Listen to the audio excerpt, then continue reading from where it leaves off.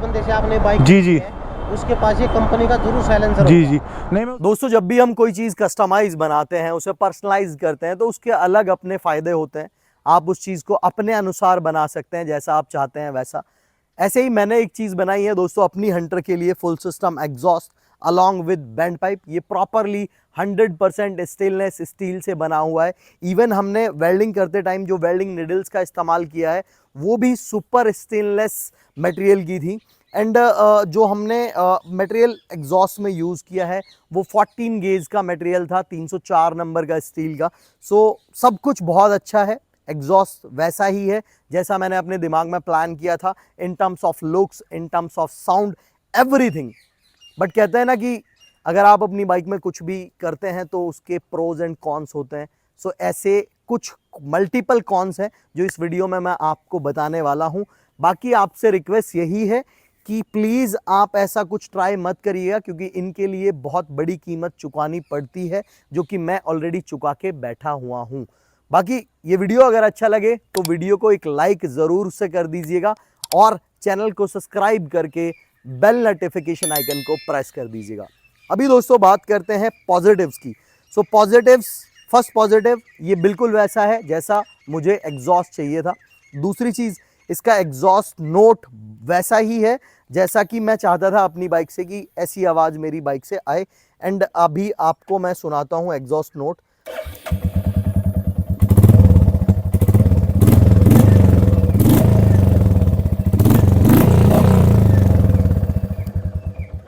सो exhaust note Thampi है, melodious है, बेसी आ रहा है, थोड़ा सा कॉन्टिनेंटल जीटी से इंस्पायर है। बट समस्या क्या है? समस्या ये है दोस्तों, पहली समस्या जो मेजर है, जो डे टू डे मेरे को डेली आती है, वो ये है कि हम दो लोग इस पे ट्रैवल करते हैं। एंड अभी ये एग्जॉस्ट यहाँ नीचे अंडर बैली लगने से हुआ क्या है कि इसका ग्राउंड क्लियरेंस ऑलरेडी कम आता है हंटर का, लेकिन अब और ज़्यादा कम हो गया है। तो ये हर ब्रेकर पे ऑलमोस्ट एवरी सेकेंड ब्रेकर पे टच हो जाती है। बहुत ध्यान से निकालनी पड़ती है बाइक। जहाँ भी कोई भी ख़राब रास्ता आता है, टूटा फूटा रास्ता आता है, वहाँ टच होता है ये एग्जॉस्ट। सो पहला जो डेली जो समस्या आती है वो ये है। अगर मैं इस बाइक को घर से लेकर निकल रहा हूँ एंड मैं 50-60 किलोमीटर चला रहा हूँ तो दिन में एक ना एक बार ये ज़रूर टच हो जाता है, चाहे मैं कितनी भी सावधानी बरतूँ। दूसरा जो कॉन है दैट इज़ ऑल्सो इम्पॉर्टेंट, वो है हीटिंग का। जैसे आपको मालूम होगा मैं इस बाइक से बहुत ट्रैवल करता हूँ। मैंने 9 महीने के अंदर विद इन 9 मंथ्स इस बाइक को 25,000 किलोमीटर चला दिया है।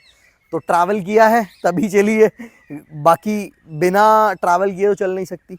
सो समस्या क्या है, अभी मैंने रिसेंटली एक ट्रिप की गुड़गांव से दिल्ली एंड दिल्ली से पानीपत एंड मैं वापस दिल्ली होते हुए गुड़गांव लौटा। सो हीटिंग इशू बहुत ज़्यादा आ रहा है, क्योंकि ये जो बैंड पाइप स्टेनलेस स्टील का बना हुआ है ये बहुत ज़्यादा हीट होता है। एंड हीट जो है मेरे जीन्स या फिर ट्राउज़र्स जो भी मैंने पहने हुए हैं उसके अंदर भी मेरे को बहुत ज़्यादा हीट फील होती है। इवन थाइज़ पे बहुत ज़्यादा हीट फील होती है। तीसरे अगर हम कॉन की बात करें सो वो है कि ये बाइक अब अलग से ही स्टैंड आउट हो जाती है। ये कॉन के साथ साथ प्रो भी है, इसका पॉजिटिव भी है। लोग अट्रैक्ट होते हैं, लोग थम्स अप दिखाते हैं, लोगों को अच्छा लगता है एग्जॉस्ट नोट। लोग पूछते हैं भैया कैसे बनाया, कहाँ से बनाया। सो वहाँ पे क्या है, अप्रिशिएशन मिलता है। लेकिन दूसरी साइड ट्रैफिक ऑफिशियल्स की अगर मैं बात करूं, कॉप्स की बात करूं, सो वो अट्रैक्ट होते हैं एंड वो रोक के फाइन देना पड़ता है वहाँ पे। सो अगर मैं बात करूं अपनी एक ट्रिप की जिस पे मैंने सबसे ज़्यादा फाइन दिया है, गुड़गांव से मैं निकला, गुड़गांव से मैं दिल्ली पहुंचा एंड दिल्ली में इवनिंग में नियर अबाउट 7 o'clock टाइम हो रहा था। एंड वहाँ से इंडिया गेट के थ्रू होते हुए एंड फिर वहाँ से भजनपुरा साइड से निकलते हुए मैं पहुँचा पानीपत।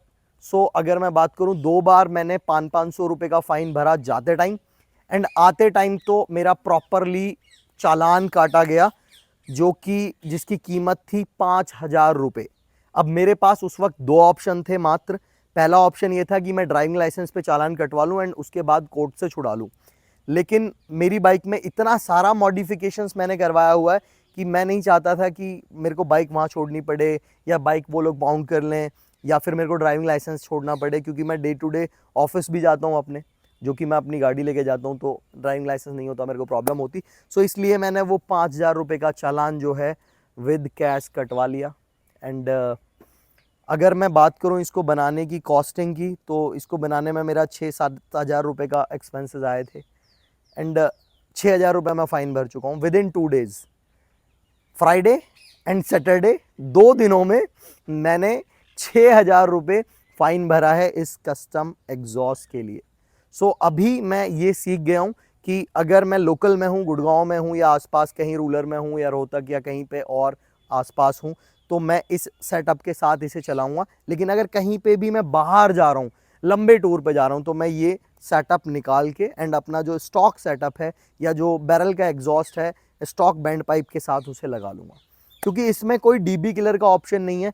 सो एक तो ये स्टेनलेस स्टील का है, सिल्वर कलर है, तो दूर से दिख जाता है एंड इसकी आवाज़ जो है दिन में तो ट्रैफिक बहुत ज़्यादा होता है तो इतना ज़्यादा आदमी नोटिस नहीं कर पाता, बट नाइट में वो नोटिसेबल होता है बहुत ज़्यादा। सो ये कुछ कॉन्स हैं दोस्तों इस एग्जॉस्ट के साथ जो कि हमने कस्टम बनाया है अपनी इच्छा अनुसार। सो यही रीज़न है मैं आप लोगों को रिकमेंड नहीं कर रहा हूँ ये। बाकी अगर मैं बात करूँ लीगली, सो लीगली ये 100 dB के करीब आइडलिंग पे जनरेट करता है एंड अगर हम इसको रैव करें 4000 RPM तक, 4-5000 RPM तक, तो ये नियर अबाउट 120-130 dB तक चला जाता है। सो यही चीज़ें हैं दोस्तों। बाकी आई होप मेरी जो बात मैं आप तक पहुंचाना चाहता था आप तक पहुंची होगी, आपको समझ आई होगी। अगर समझ आई है सो वीडियो लाइक कर दीजिएगा। Thank you so much for love and support. बाकी कोई भी ओपिनियन, क्वेश्चन, क्वेरी है तो कमेंट बॉक्स खुला है। साथ ही मैं मिल जाऊंगा इंस्टाग्राम पे @bikeboom21 डालेंगे, वहाँ हम डिस्कस कर सकते हैं, बातचीत कर सकते हैं। कल मिलते हैं शाम को 5:15 बजे ऐसी ही इन्फॉर्मेटिव वीडियो के साथ। तब तक सेफ रहिए, सुरक्षित रहिए, खुश रहिए, फैमिली लव्ड वंस के साथ टाइम स्पेंड करिए। जय हिंद, जय भारत।